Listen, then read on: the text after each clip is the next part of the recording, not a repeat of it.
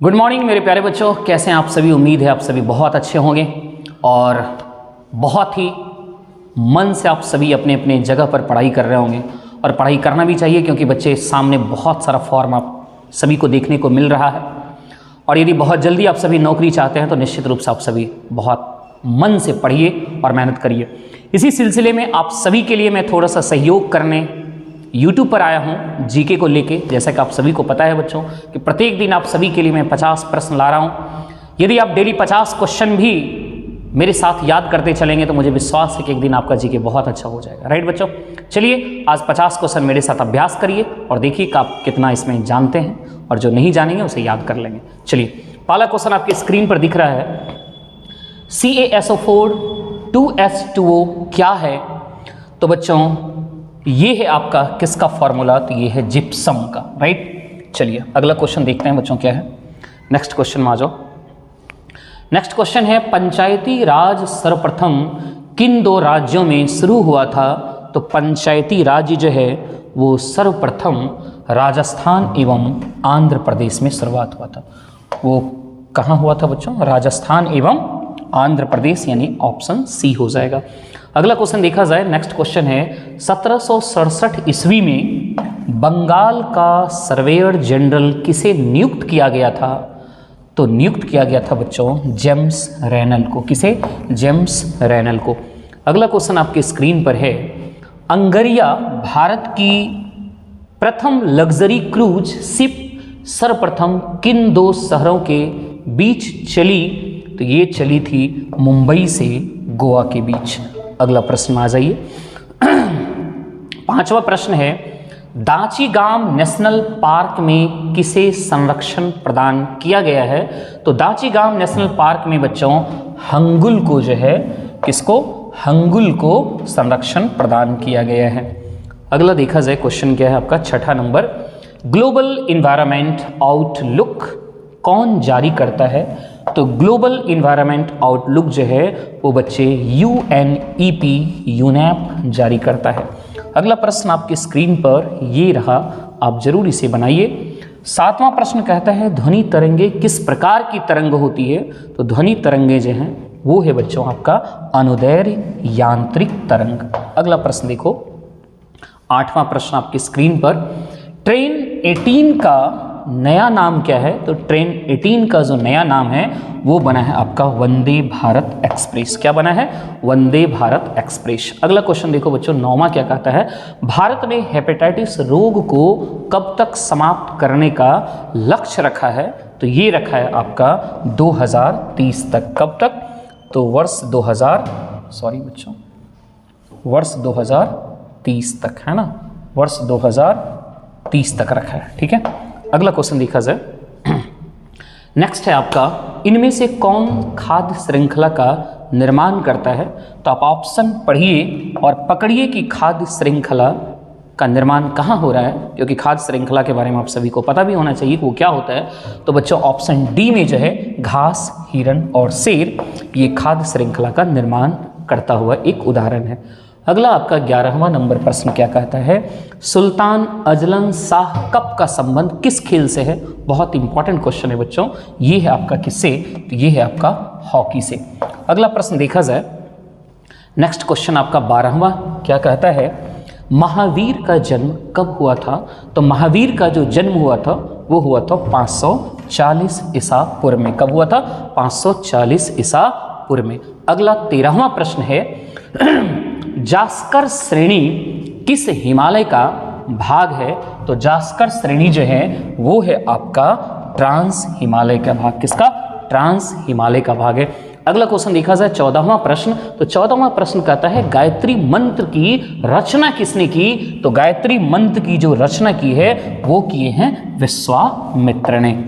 अगला क्वेश्चन देखिए क्या है आपका 15वां, क्वांटम सिद्धांत का प्रतिपादन किसने किया। तो क्वांटम सिद्धांत का जो प्रतिपादन हुआ है वो हुआ है किसके द्वारा, तो मैक्स प्लांक के द्वारा। किसके द्वारा, मैक्स प्लांक के द्वारा। 16वां प्रश्न देखिए क्या कहता है, वर्तमान में राज्यसभा में सीटों की कुल संख्या, प्रभावी संख्या कितनी है। तो वर्तमान में राज्यसभा में सीटों की कुल संख्या जो है वो है आपका 245। कितना? 245। ये सारे इंपॉर्टेंट क्वेश्चन सभी के सभी पूछे गए प्रश्न हैं, इन सभी को आपको निश्चित रूप से याद रखना चाहिए। कपास की कृषि के लिए कौन सी मिट्टी उपयुक्त है? तो कपास की कृषि के लिए जो सबसे अच्छी मिट्टी है वो है आपका कौन सा? काली मिट्टी। अगला क्वेश्चन देखा जाए क्या है आपका 18वां प्रश्न कहता है नहवा शेवा बंदरगाह किस राज्य में स्थित है? तो ये है आपका महाराष्ट्र में। कहाँ है? महाराष्ट्र में। बहुत इंपॉर्टेंट है, कई बार ये भी क्वेश्चन आपके एग्जाम में पूछे गए हैं, इस सभी को आपको याद रखना चाहिए। अगला प्रश्न है भारतीय संविधान का अनुच्छेद 117 का संबंध किससे है? तो अनुच्छेद 117 का जो संबंध है बच्चों वो है आपका वित्त विधेयक से। किससे है? वित्त विधेयक से है। अगला क्वेश्चन देखा जाए 20वां प्रश्न, ये क्या कहता है? पूर्ण स्वराज्य की घोषणा किस कांग्रेस अधिवेशन में की गई थी? बहुत ही इंपॉर्टेंट क्वेश्चन है। तो ये पूर्ण स्वराज की घोषणा जो है वो लाहौर के अधिवेशन में की गई थी 1929 में। डेट भी याद रखने की कोशिश करिएगा। अगला प्रश्न है आपका पाक जल डमरू मध्य किन दो देशों के बीच है? तो पाक जल डमरू मध्य जो है वो है आपका भारत और श्रीलंका के बीच। अगला प्रश्न देखिए क्या कहता है 22वां प्रश्न है बच्चों विश्व में प्रथम कृत्रिम बौद्धिकता समाचार वाचक किस देश में बनी है? तो ये प्रथम कृत्रिम बौद्धिकता समाचार वाचक जो है वो आपका किस देश में बनी है? तो वो चीन में बनी है। याद रखें किस देश में? चीन में। अगला क्वेश्चन देखा जाए क्या है नेक्स्ट 23वां प्रश्न जो है आपका वो क्या कर रहा है इनमें से किस राज्य से होकर कर्क रेखा नहीं गुजरती है? तो आपको ये याद पहले रखना चाहिए कि कर्क रेखा किन किन राज्यों से होकर गुजरती है। ये 8 राज्य हैं, जैसा कि आप सभी को पता होगा। वो 8 राज्य के नाम आपको याद रखना है ना?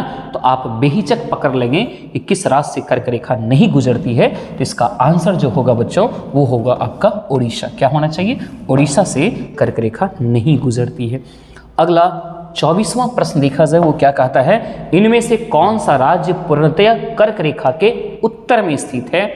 तो बिल्कुल आपको जब याद रहेगा पूरा इंडिया का मैप जब आप जानोगे तभी ये सब क्वेश्चन आप बना पाएंगे कि किसके उत्तर में क्या है या किसके पूर्व में क्या है। तो इनमें से कौन सा राज्य पूर्णतया कर्क रेखा के उत्तर में स्थित है? तो इसका जवाब होगा मणिपुर। इसका जवाब क्या होगा? मणिपुर। क्या सही है? अगला क्वेश्चन देखा जाए बच्चों नेक्स्ट क्वेश्चन आपका 25वां प्रश्न क्या कह रहा है इनमें से कौन सा अफ्रीकी देश स्थल रुद्ध नहीं है, लैंड लॉक्ड नहीं है? तो वो कौन सा देश है? तो वो है आपका गैबॉन। कौन सा? गैबॉन जो है वो लैंड लॉक्ड नहीं है। अगला क्वेश्चन है बच्चों 26वां प्रश्न कहता है ग्लेवेनाइजेशन प्रक्रिया में किसका परत चढ़ाया जाता है? तो ग्लेवेनाइजेशन प्रक्रिया में जो है वो आपका जस्ता का परत जो है वो चढ़ाया जाता है। अगला क्वेश्चन देखिए क्या है 27वां प्रश्न क्या कहता है बच्चों बिहार के इन जिलों को उत्तर से दक्षिण में सजाएं। यदि आपको बिहार का मैप पता होगा, बिहार के जिले के बारे में आपको पता होगा तो निश्चित रूप से आप अरेंज कर पाएंगे और इसका आंसर भी सही लगा पाएंगे। इसका आंसर मैं बता देता हूं, इसका आंसर है बच्चों डी। याद रखना। चलिए, और इससे ये पता चलता है कि आपके एग्जाम में बिहार से रिलेटेड किस किस तरह के क्वेश्चन पूछे जा सकते हैं। अभी बिहार के कई एग्जाम होना बाकी है तो निश्चित रूप से ये सभी क्वेश्चन बिहार के दृष्टिकोण से बहुत ही महत्वपूर्ण हैं। अगला क्वेश्चन देखिए क्या कहता है सिलवास वन किस महाद्वीप में है? सिलवास वन किस महाद्वीप में है? तो सिलवास वन जो है बच्चों वो है आपका किस महाद्वीप में? तो वो है आपका दक्षिण अमेरिका में। क्या सही है बच्चों? दक्षिण अमेरिका में। इसका आंसर क्या होना चाहिए? दक्षिण अमेरिका। अगला क्वेश्चन आ जाइए, देखिए क्या कहता है 1873 ईस्वी में सिंह सभा आंदोलन किस राज्य में हुआ था? तो ये सिंह सभा आंदोलन जो है 1873 में पंजाब में हुआ था। कहाँ हुआ था? पंजाब में हुआ था। नेक्स्ट क्वेश्चन आपका 30वां क्या कहता है हम्बोल्ट जलधारा दक्षिण अमेरिका के किस तट पर चलती है? ज्योग्राफी का क्वेश्चन है। हम्बोल्ट जलधारा जो है वो दक्षिण अमेरिका के पश्चिमी तट पर चलती है। कहाँ चलती है वो? पश्चिमी तट पर चलती है। अगला प्रश्न देखिए 31वां क्या कहता है आपका 31वां प्रश्न कह रहा है 73वां संविधान संशोधन लागू नहीं है यानी किन किन राज्यों में या किन राज्यों में 73वां संविधान संशोधन लागू नहीं है? तो 73वां संविधान संशोधन एक नागालैंड में भी लागू नहीं है, जम्मू कश्मीर में भी लागू नहीं है और आपका मेघालय में भी लागू नहीं है। मतलब आंसर होना चाहिए 1, 3 और 4। यानी ये लागू कहाँ है? मणिपुर में लागू है लेकिन अन्य 3 राज्यों में लागू नहीं है। अगला प्रश्न देखो क्या कहता है, देश में राष्ट्रीय आपातकाल लागू करने के लिए सशस्त्र विद्रोह शब्द किस संविधान संशोधन अधिनियम द्वारा जोड़ा गया? तो इसका आंसर होगा बच्चों 44वां संविधान संशोधन द्वारा इसे जोड़ा गया था। 33वां प्रश्न देखिए क्या कर रहा है। 33वां प्रश्न है कैमूर वन्य जीव अभ्यारण्य किस राज्य में है? तो कैमूर वन्य जीव अभ्यारण्य जो आपका कहाँ है? बिहार में है। कहाँ है बच्चों? बिहार में। नेक्स्ट 34वां प्रश्न को देखो और बनाओ। श्रीरंगपट्टनम की संधि कब हुई थी? तो ये संधि जो हुई थी ये 1792 ईस्वी में हुई थी।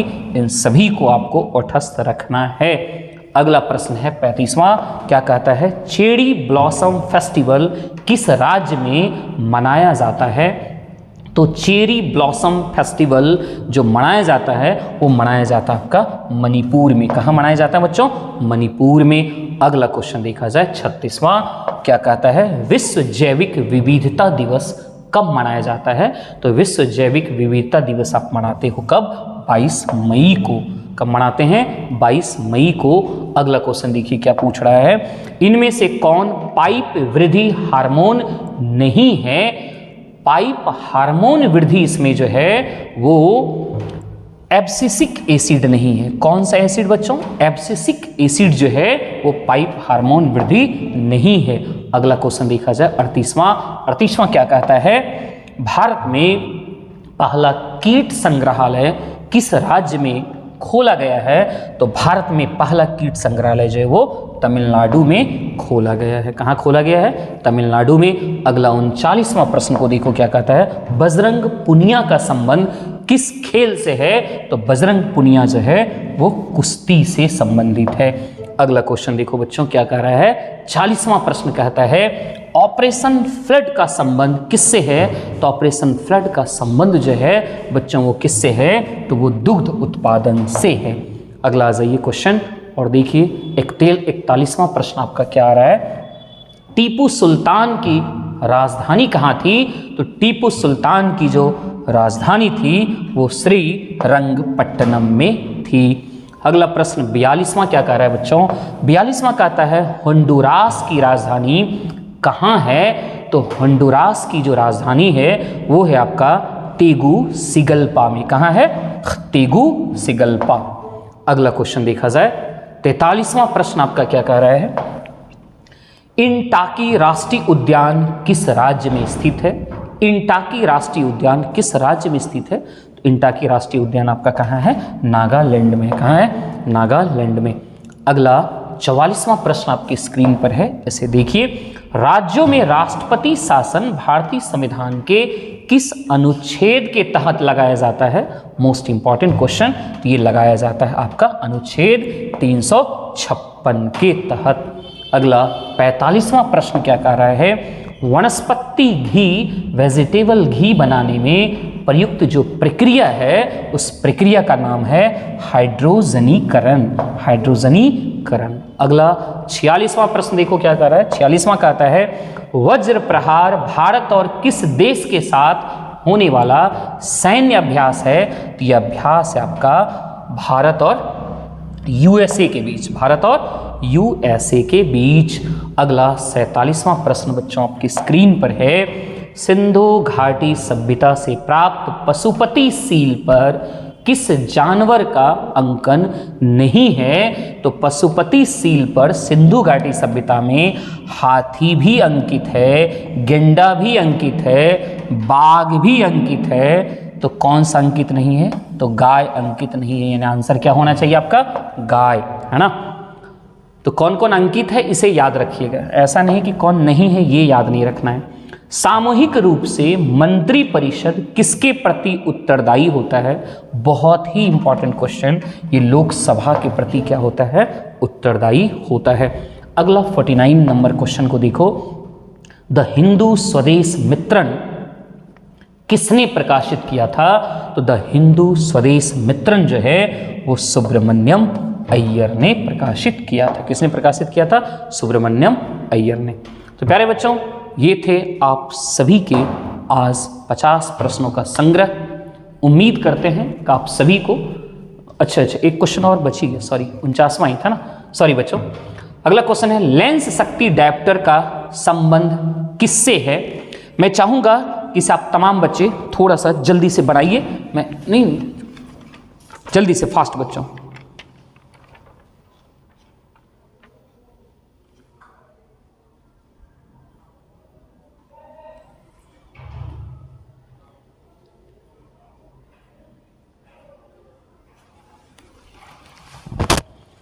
तो प्यारे बच्चों, उम्मीद है कि आप इसके भी सॉल्व कर लेंगे। लेंस शक्ति डायोप्टर का जो संबंध है वो किससे है?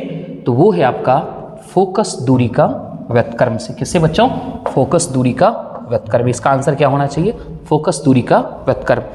तो बच्चों, ये थे आप सभी के 50 प्रश्न। उम्मीद है आपको ये 50 प्रश्न का संग्रह आपको अच्छा लगा होगा। ऐसे ही आप हमारे चैनल पर जुड़िए, और यदि आप नहीं जुड़े हैं तो मेरे चैनल को आप जरूर सब्सक्राइब करिए, और अपने उन तमाम दोस्तों तक जो आपके मित्र हैं, जो पढ़ने वाले हैं, जो निश्चित रूप से सफलता का भूखा है, उन तक हमारे इस वीडियो को जरूर पहुंचाइए, क्योंकि आपके लिए मैं लगातार इन 50 प्रश्नों का संग्रह लाता रहूँगा।